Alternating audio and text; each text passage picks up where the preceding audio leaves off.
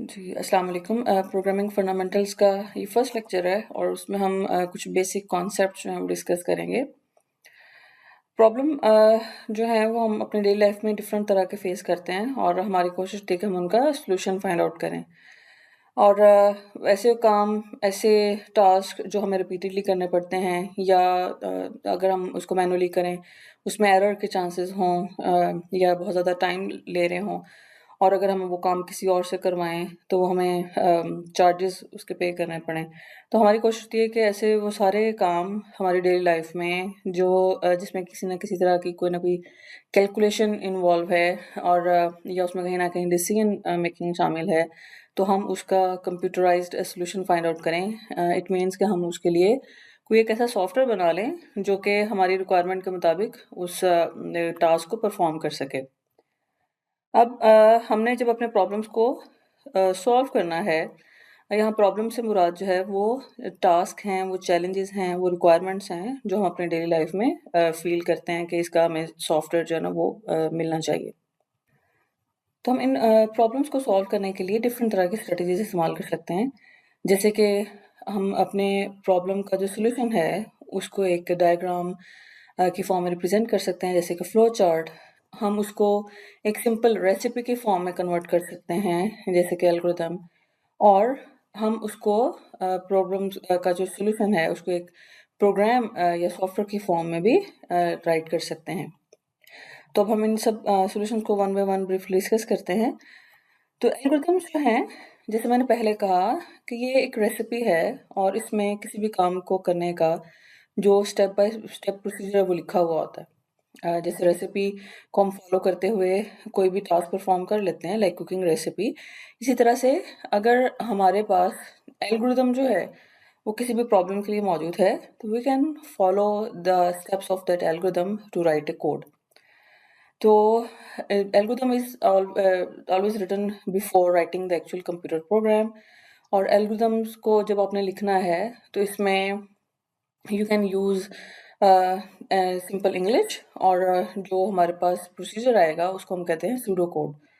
तो pseudo mean false, so it is not the original code but it is the false code और हम बाद में इस कोड को ही जो कंप्यूटर सॉफ्टवेयर उस फॉर्म में कन्वर्ट करते हैं। It is independent of any programming language. जब आप एल्गोरिथम के स्टेप्स लिख रहे हैं तो आपको कोई भी पर्टिकुलर प्रोग्रामिंग लैंग्वेज फॉलो करने की ज़रूरत नहीं है। You can just right it in simple English. और यहाँ पे एक बहुत ही इंपॉर्टेंट चीज़ है कि आपने जब भी एल्गोरिथम या सूडो कोड लिखना है तो उसके जो स्टेप्स हैं उसमें सीक्वेंस का होना बहुत ज़्यादा ज़रूरी है। All the steps should be written sequentially.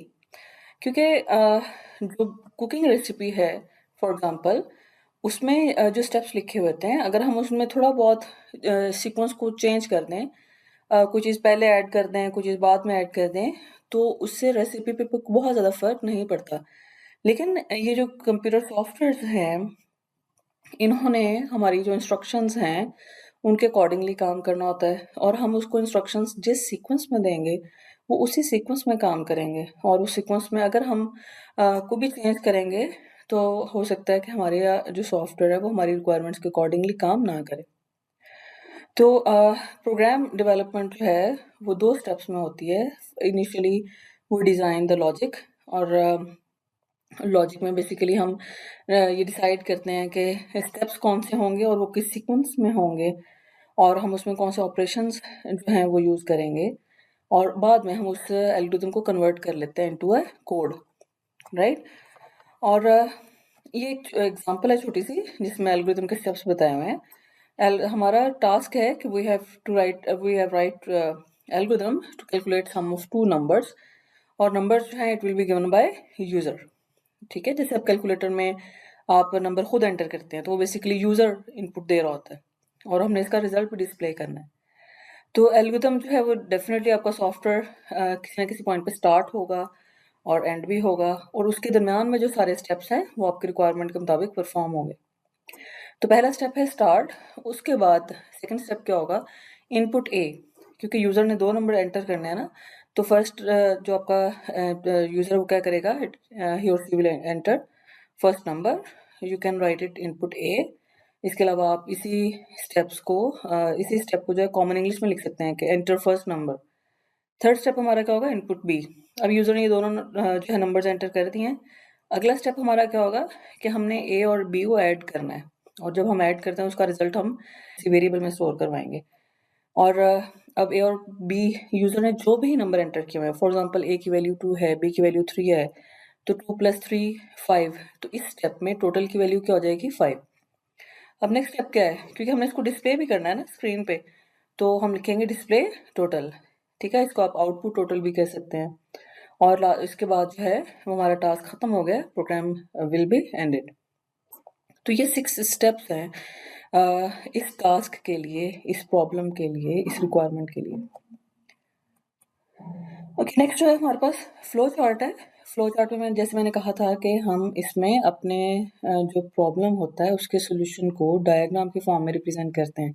तो it is a graphical representation of an algorithm और the solution of a problem, और it is a visual representation of flow of data, operations performed on data and sequence of these operations.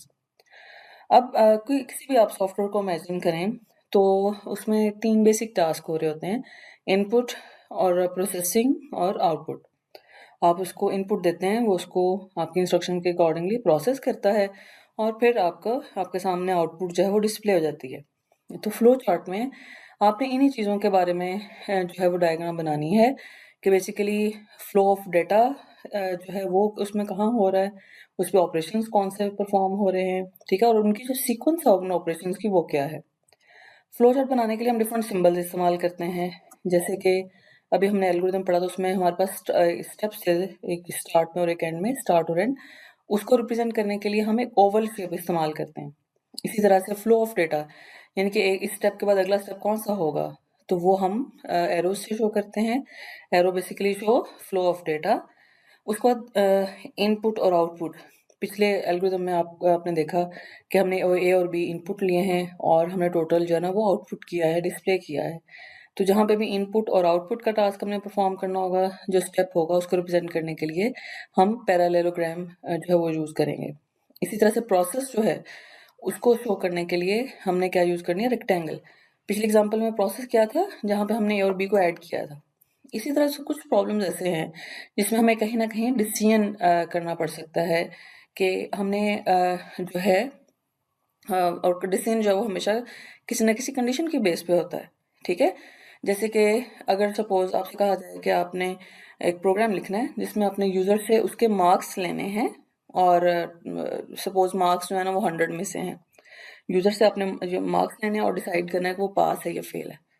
ठीक है, तो decide हो गया ना, और condition क्या है कि अगर तो यूज़र के मार्क्स जो हैं वो 40% हैं या 40% से अबव हैं तो वो पास है, अदरवाइज वो फेल है। ठीक है, अब हमें ये डिसाइड करना है। ठीक है, तो इसके लिए हम ये डायमंड सिंबल जो है वो इस्तेमाल करते हैं। इस डायमंड सिंबल में इनपुट आती है, सपोज मार्क्स की इनपुट आएगी, और अगर तो कंडीशन ट्रू है कि अगर उसके मार्क्स 40 या 40% से ज़्यादा हैं तो वो हमने क्या मैसेज डिस्प्ले कर देना है, पास। और जो है अगर वो स्टूडेंट उसके मार्क्स 40% से लेस हैं तो वो क्या हो जाएगा, फेल हो जाएगा। यानी कि इसके एक राइट साइड पे आप यस और एक साइड पे आप नो जो है वो लिखते हैं और फिर उसके अकॉर्डिंगली प्रोसेस करते हैं। और ये जो एग्जांपल हमने डिस्कस की है ये उसी के लिए फ्लो चार्ट है। हमारी प्रॉब्लम वही है कि हमने दो नंबर्स का सम कैलकुलेट करना है, नंबर्स जो है वो यूज़र इनपुट करेगा और हमने इसका डिस्प्ले रिजल्ट जो है वो डिस्प्ले करना है। तो ये स्टार्ट के लिए हमने ओवल सिंबल इस्तेमाल की, इनपुट के लिए हमने ये पैरेललोग्राम इस्तेमाल की। यहाँ पे अगर आप चाहें तो इनपुट ए और इनपुट बी सेपरेट स्टेप्स की फॉर्म में भी लिख सकते हैं, आपको 2 पैरेललोग्राम ड्रॉ करने पड़ेंगे, लेकिन अगर आप कंबाइनली लिखना चाहें तो वो भी आप लिख सकते हैं। इसी तरह से नेक्स्ट हमारे पास क्या है, हमने प्रोसेस करना था, ए और बी को प्लस करना था। प्रोसेस के लिए हम क्या यूज़ करते हैं, वो यूज़ रेक्टेंगल, और उसके बाद हमने उसका सम डिस्प्ले करना था। इनपुट और आउटपुट के लिए हम क्या यूज़ करते हैं, पैरेललोग्राम्स, और उसके बाद हमारा प्रोग्राम जो है वो एंड हो जाएगा, और एंड के लिए हम अगेन स्टार्ट और एंड के लिए हम जो है वो ओवल शेप इस्तेमाल करते हैं। This is just a comparison of algorithm and flow chart.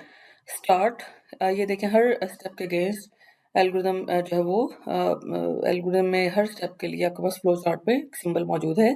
Start के लिए आपके पास दिस स्टेप, इनपुट ए और बी के लिए यहाँ पे ये पैरेललोग्राम ड्रॉ हुई है, सम प्रोसेस के लिए रेक्टेंगल है, डिस्प्ले के लिए पैरेललोग्राम है, और एंड का ये प्रोसेस जो है वो ओवल डायग्राम से शो किया हुआ है। ओके, अब हम फ्लो चार्ट और एल्गोरिथम जो हैं वो किस मकसद के लिए इस्तेमाल करते हैं। बेसिकली जब भी हमारे पास कोई प्रॉब्लम दी जाती है, हम पहले उसको अंडरस्टैंड करते हैं और उसको किसी ग्राफिकल फॉर्म में रिप्रेजेंट कर लेते हैं। ग्राफिकल फॉर्म में रिप्रेजेंट करने का मकसद ये होता है कि हम इजीली इसको किसी भी यूज़र के साथ डिस्कस कर सकते हैं कि आपके जो रिक्वायर्ड टास्क हैं उसमें ये वाले स्टेप्स हैं, क्योंकि ये डायग्राम इजी टू अंडरस्टैंड है और कोई भी नॉन टेक्निकल यानी कि वो बंदा जिसको प्रोग्रामिंग नहीं आती वो इसको इजीली अंडरस्टैंड कर सकता है।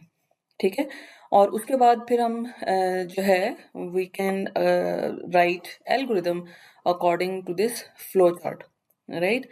और तीसरा स्टेप जो है उसमें हमने इस एल्गोरिदम को कन्वर्ट करना होता है इनटू कोड, क्योंकि अब ये एल्गोरिदम जो है ये हमारे पास बिल्कुल एग्जैक्ट रेसिपी है। हमने इसमें से हर स्टेटमेंट के अगेंस्ट जो है वो प्रोग्राम में इसके कोड लिख लेना है और हमारा जो सॉफ्टवेयर है वो तैयार हो जाएगा। तो कंप्यूटर जो है they are use as a tool to solve complex problems, और उसके लिए हम डिफरेंट प्रोग्राम्स लिखते हैं। प्रोग्राम्स को हम सॉफ्टवेयर भी कहते हैं, प्रोग्राम कह लें या सॉफ्टवेयर। तो बेसिकली होते क्या, these are set of instructions given to computer to solve a problem. और ये इंस्ट्रक्शंस जो हैं ये चूँकि प्रोग्रामिंग लैंग्वेज में लिखी जाती हैं तो उसके लिए प्रोग्रामर्स जो हैं they write this instruction and computer execute this instruction to solve a problem. और जो कंप्यूटर प्रोग्राम्स हैं they are written in programming languages, और प्रोग्रामर्स जो हैं they use these programming languages to write a code और program. तो program development process में कुछ बेसिक स्टेप्स हैं। लाइक सबसे पहले हमारा स्टेप क्या होगा कि जब भी आपको कोई प्रॉब्लम दी जाएगी, कोई भी आपको स्टेटमेंट दी जाएगी, तो आपने सबसे पहले उसको अंडरस्टैंड करना है, एनालाइज करना है उस प्रॉब्लम को कि उसमें बेसिक टास्क हमें परफॉर्म क्या करवाना है। फिर हम उसके सोल्यूशन के तौर पे हम एल्गोरिदम डिज़ाइन कर सकते हैं। अच्छा, यहाँ पे हम फ्लो चार्ट भी डिज़ाइन कर सकते हैं और एल्गोरिदम भी डिज़ाइन कर सकते हैं, और बाद में थर्ड स्टेप में जाके हम उसके लिए कोड लिखेंगे। और यहाँ पे एक और चीज़ आपको बताते चलूँ कि अगर तो जो प्रॉब्लम है वो स्मॉल लेवल पे है, इतनी कॉम्प्लेक्स नहीं है, तो we can start writing directly from coding और writing the program. But if the problem is complex और कोई बड़ा प्रोजेक्ट है तो हम सबसे पहले उसके जो है वो फ्लो चार्ट बनाएंगे, उसको यूज़र जिसने हमें वो प्रॉब्लम दी प्रोजेक्ट दिया होगा हम उसके साथ उसके डिस्कस करेंगे। उसके बाद हम उसका एक एल्गोरिथम डिज़ाइन कर लेंगे और बाद में हम उसके लिए कोड करेंगे। और अगला स्टेप हमारा क्या होगा, हमने कोड लिख लिया, अब हमने उसको चेक भी करना है कि क्या उसके लिए जो भी हम इनपुट दे रहे हैं उसकी सही आउटपुट आ रही है या नहीं आ रही। टेस्ट करेंगे और उसके बाद हम क्या करेंगे, उसकी जब हमारा प्रोग्राम रेडी हो जाएगा तो we will provide final documentation as well. Final documentation में जो सॉफ्टवेयर हमने बनाया है हम उसकी बेसिक फीचर्स बताएंगे कि ये सॉफ्टवेयर किस मकसद के लिए बनाया गया है और उसमें क्या क्या फीचर्स हैं, और उसमें अगर आपने कोई टास्क परफॉर्म करना है तो वो आप कौन से स्टेप्स फॉलो करके परफॉर्म कर सकते हैं। जैसे कि सपोज आपने एमएस वर्ड बनाया, अगर टेस्ट भी कर लिया, अब फाइनल डॉक्यूमेंटेशन में क्या होगा, आप बताएंगे कि एमएस वर्ड जो है ना वो करता क्या है। आप कहेंगे ये टेक्स्ट एडिटिंग सॉफ्टवेयर है, ठीक है, इसमें आप टेक्स्ट, पिक्चर्स, टेबल्स, ग्राफ्स वगैरह ऐड कर सकते हैं। और इसके अलावा इसकी फीचर्स के बारे में बताएंगे कि इसमें जो है डिफरेंट टैब्स हैं और हर टैब के अगेंस्ट एक स्पेसिफिक रिबन है एंड सो ऑन। और इसी तरह से आप जो है अगर सपोज उसमें आपने प्रोसीजर भी बताना है कि अगर यूज़र जो है सपोज टेक्स्ट को बोल्ड करना चाह रहा है तो वो कौन से स्टेप्स हैं जिनको फॉलो करके यूज़र अपने टेक्स्ट को बोल्ड कर सकता है, इटैलिक कर सकता है, कलर चेंज कर सकता है, या even for more complex task table कैसे ऐड किए जा सकते हैं, टेबल ऑफ कंटेंट्स कैसे ऐड किए जा सकते हैं। तो बेसिकली ये जो फाइनल डॉक्यूमेंटेशन है एक बुक सी होती है, ठीक है, और इसमें सारी जो सॉफ्टवेयर की डिटेल लिखी हुई होती है। और आप जैसे कि जिस भी सॉफ्टवेयर में काम कर रहे हैं आप अगर उसकी ये डॉक्यूमेंटेशन देखना चाहें या हेल्प देखना चाहें तो आप F1 प्रेस करेंगे तो ये डॉक्यूमेंटेशन आपके सामने ओपन हो जाएगी। ओके, जैसे हमने डिस्कस किया कि प्रॉब्लम उसको सॉल्व करने के लिए 3 सॉल्यूशंस हैं। इनिशियल लेवल पे फ्लो चार्ट, फिर हम एल्गोरिदम लिखते हैं और तीसरा जो है वो हम उसको कोड कर लेते हैं, और कोड जो है वो हम किसी ना किसी प्रोग्रामिंग लैंग्वेज में करेंगे। ठीक है? तो प्रोग्रामिंग लैंग्वेज बेसिकली क्या होती है? Programming language it is a set of words, symbols and codes which are used to write programs, right? और different programming languages are available for writing different types of programs, and we can categorize programming languages into two. We have low level programming languages and high level programming languages. जो low level languages हैं, they are near to computer hardware and far from human language. इसका मतलब ये कि जो low level languages है ना, उसको human beings के लिए समझना मुश्किल है, जबकि कंप्यूटर हार्डवेयर के लिए उसको समझना बहुत ही आसान है।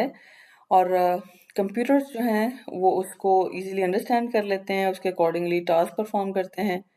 और अगर हम प्रोग्राम लिखना चाहें इन लो लेवल लैंग्वेजेस, तो उसके लिए हमें कंप्यूटर का जो इंटरनल कंप्यूटर हार्डवेयर के इंटरनल स्ट्रक्चर्स हैं ना, उनकी डीप नॉलेज चाहिए होती है, ठीक है? क्योंकि कंप्यूटर में काम कौन कर रहे होते हैं? कंप्यूटर में काम प्रोसेसर है। आप जो डाटा है उसको टेम्परेरीली होल्ड करने के लिए रैम इस्तेमाल कर रहे होते हैं, परमानेंटली सेव करने के लिए हार्ड डिस्क इस्तेमाल कर रहे होते हैं।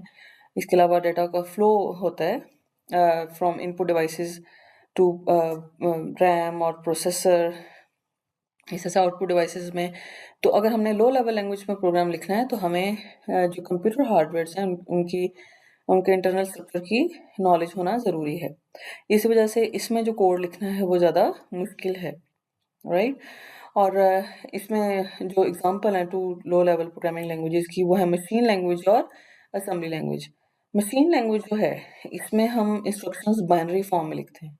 बाइनरी से आप फेमिलियर होंगे, जिसमें हम हर नंबर 0 और 1 की फॉर्म में लिखते हैं। जिस भी आपने अल्फ़ाबेट को, जिस भी सिंबल को, जिस भी स्पेशल कैरेक्टर को रिप्रेजेंट करना है, वो बाइनरी में होगा। और कंप्यूटर हार्डवेयर्स हैं, they only understand machine language. उनको सिर्फ और सिर्फ ये बाइनरी लैंग्वेज आती है, राइट? और इसी तरह से इससे एक स्टेप अबव जो लेवल है वो असेंबली लैंग्वेज है। क्योंकि मशीन लैंग्वेज बाइनरी में, उसको लिखना और समझना बहुत मुश्किल है, तो इसलिए अपनी आसानी के लिए एक हमने असेंबली लैंग्वेज बनाई, जिसमें हम सिंबल्स को इस्तेमाल करते हैं इंस्ट्रक्शंस को लिखने के लिए। जैसे अभी हमने एक प्रोग्राम किया जिसमें हमने ए और बी को ऐड किया, तो हमने लिखा था total is equal to A plus B. अगर इसी के लिए हम असेंबली लैंग्वेज में कोड लिखना चाहें तो हम लिखेंगे ऐड, A-double-D, ऐड, और उसके बाद स्पेस देके हम लिखेंगे A comma B, add A comma B, कि आप ए और बी को ऐड कर दें, राइट? तो ये हमने असेंबली लैंग्वेज में सिंबल्स इस्तेमाल किए हैं अपने इंस्ट्रक्शन को लिखने के लिए। लेकिन ये याद रखिएगा कि अगर हम कोड असेंबली लैंग्वेज में लिखते हैं और हमें हमारे लिए ज़रूरी है कि हम उस कोड को सबसे पहले किस में कन्वर्ट करें? मशीन लैंग्वेज में, ताकि वो कोड एग्जीक्यूट हो सके और हमारे जो रिक्वायर्ड टास्क है वो परफॉर्म हो सके। इसी तरह से हमारे पास हाई लेवल लैंग्वेजेस भी हैं, और ये लैंग्वेजेस जो हैं, चूँकि मशीन लैंग्वेज को या असेंबली लैंग्वेज को लिखना या कोड करना मुश्किल है, तो हमने यूज़र की आसानी के लिए, प्रोग्रामर्स की आसानी के लिए हाई लेवल लैंग्वेजेस जो हैं वो डिज़ाइन की हैं। और these languages are close to human languages, they are easy to understand. और क्यों इजी टू अंडरस्टैंड है या लिखना आसान है? तो इसमें instructions basically English like words use करते हुए लिखी जाती हैं, जैसे इनपुट है, प्रिंट है, और इनको हम डिफरेंट कैटेगरीज में इस्तेमाल करते हैं। We have procedural languages like these, object oriented languages, C++, Java, इस तरह से नॉन प्रोसीजरल लैंग्वेजेस जो हैं SQL। और ये जो लैंग्वेजेस हैं, ये आप अपने डिफरेंट एकेडमिक जो आपके 4 इयर्स हैं उसमें इनमें से कुछ लैंग्वेजेस जो हैं वो आप पढ़ेंगे। हमने इस कोर्स में जो है वो प्रोग्रामिंग फंडामेंटल्स का जो कोर्स है वो हमने C++ को यूज़ करते हुए सीखना है। तो इसमें एक और चीज़ आपको बताती चलूँ कि हम जो भी कोड लिख रहे होते हैं, वो हमारे पास 2 तरह के होते हैं, सोर्स कोड होता है और ऑब्जेक्ट कोड होता है। तो सोर्स कोड वो कोड होता है जो कि हम हाई लेवल लैंग्वेज में लिखते हैं, ठीक है? और वो प्रोग्राम मशीन लैंग्वेज में हो उसको हम क्या कहते हैं? Object code. और जैसे मैंने कहा कि आप जिस भी लैंग्वेज में कोड लिखें, चाहे हाई लेवल लैंग्वेज में लिखें या असेंबली लैंग्वेज में लिखें, उसको रन होने के लिए ज़रूरी है कि वो किस लैंग्वेज में हो? मशीन लैंग्वेज में हो। और यू कैन से कि सोर्स कोड जो है उसको ऑब्जेक्ट कोड में कन्वर्ट करना ज़रूरी है। अब जब हमने सोर्स कोड को ऑब्जेक्ट कोड में कन्वर्ट करना है, तो उसके लिए डेफिनेटली हमें लैंग्वेज प्रोसेसर या ट्रांसलेटर की ज़रूरत पड़ेगी, ठीक है? हम ट्रांसलेट करना चाह रहे हैं वो कोड जो असेंबली लैंग्वेज में या हायर लेवल लैंग्वेज में लिखा हुआ है उसको मशीन लैंग्वेज में। तो चूंकि computer understand only machine language, so programs written in high level or assembly language cannot be run on computer directly. It must be converted into machine language before execution. और उसके लिए हम क्या इस्तेमाल करते हैं? लैंग्वेज प्रोसेसर और translator. और ये होते क्या हैं? ये भी कंप्यूटर सॉफ्टवेयर ही होते हैं, कंप्यूटर प्रोग्राम्स ही होते हैं that translate source code from one programming language, like from high level language or assembly, to another, like machine language. और every computer language has its own translator. ठीक है, जैसे source code है, इसको हमने language processor के through machine code में translate करना है, तो उसके लिए हम इंटरप्रेटर, असेंबलर या कंपाइलर इस्तेमाल कर सकते हैं, डिपेंडिंग अपॉन हम किस प्रोग्रामिंग लैंग्वेज में काम कर रहे हैं। और ट्रांसलेटर जो है वो, जैसे मैंने पहले कहा, असेंबलर है, कंपाइलर है, इंटरप्रेटर है। हम इनको वन बाय वन डिस्कस कर लेते हैं। कंपाइलर जो है, it convert instruction of high level languages into machine language as a whole.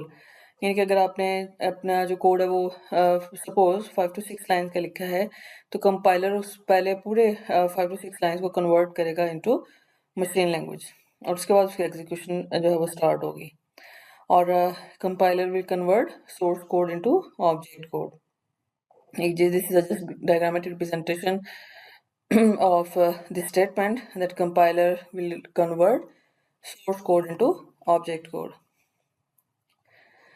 इसी तरह से कंपाइलर जो है, it also checks syntax errors in the source code. A compiler can translate the program of only that language for which it is written. For example, C compiler can translate only those programs that are written in C language. Next हमारे पास है interpreter. Interpreter is also translator, और ये जो है it converts one statement of a program at one time. ये जो statement है बाय स्टेटमेंट प्रोसेसिंग करता है, it does not produce an object program. और this is the difference of compiler and interpreter. Compiler will convert source code into machine code and then output, while in case of interpreter, the source code will be interpreted into the output. Assembler, जैसे इसके नाम से आपको पता चल रहा है कि ये असेंबली लैंग्वेज में लिखे हुए कोड को, सोर्स कोड को मशीन लैंग्वेज ऑब्जेक्ट कोड में कन्वर्ट करेगा। तो this is all about lecture 1. In next lecture we will learn some more basic concepts. Thank you.